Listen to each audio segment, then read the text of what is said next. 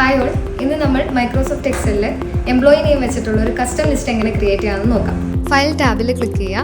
അപ്പോൾ വരുന്ന വിൻഡോയിൽ മോറിൽ ഓപ്ഷൻസ് എന്ന് പറയുന്നത് സെലക്ട് ചെയ്യാം. അപ്പോൾ നമുക്ക് എക്സൽ ഓപ്ഷൻസ് എന്ന് പറഞ്ഞിട്ടൊരു വിൻഡോ ഓപ്പൺ ആയിട്ട് വരും.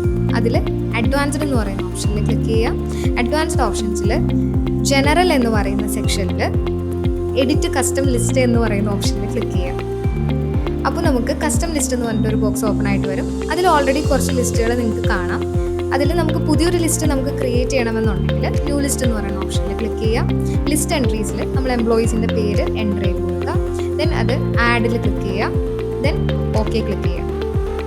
ദെൻ ലാസ്റ്റ് വരുന്ന എക്സൽ ഓപ്ഷൻസിൻ്റെ വിൻഡോയിൽ ഓക്കെ കൊടുക്കാം. ഇനി എംപ്ലോയീസിൻ്റെ പേരൊന്ന് ടൈപ്പ് ചെയ്ത് നോക്കാം. ഫസ്റ്റ് നെയിം അരുൺ എന്ന് ടൈപ്പ് ചെയ്തതിന് ശേഷം ഫിൽ ഹാൻഡിൽ യൂസ് ചെയ്ത് ക്ലിക്ക് ചെയ്ത് താഴേക്ക് ഡ്രാഗ് ചെയ്യുക. എത്ര സെല്ലുകളിലേക്ക് നമ്മൾ സെലക്ട് ചെയ്യുന്നോ അത്രയും സെല്ലുകളിൽ നമ്മൾ ക്രിയേറ്റ് ചെയ്ത ലിസ്റ്റ് റിപ്പീറ്റ് ചെയ്ത് വന്നുകൊണ്ടേയിരിക്കും. അപ്പോൾ ഇങ്ങനെയാണ് നമ്മൾ എക്സലിൽ ഒരു കസ്റ്റം ലിസ്റ്റ് ക്രിയേറ്റ് ചെയ്യുന്നത്. കൂടുതൽ അപ്ഡേറ്റ്സിനായി ജിടെക് പെരുമ്പാവൂർ ഫോളോ ചെയ്യുക. This is Ansa K A, department of data science.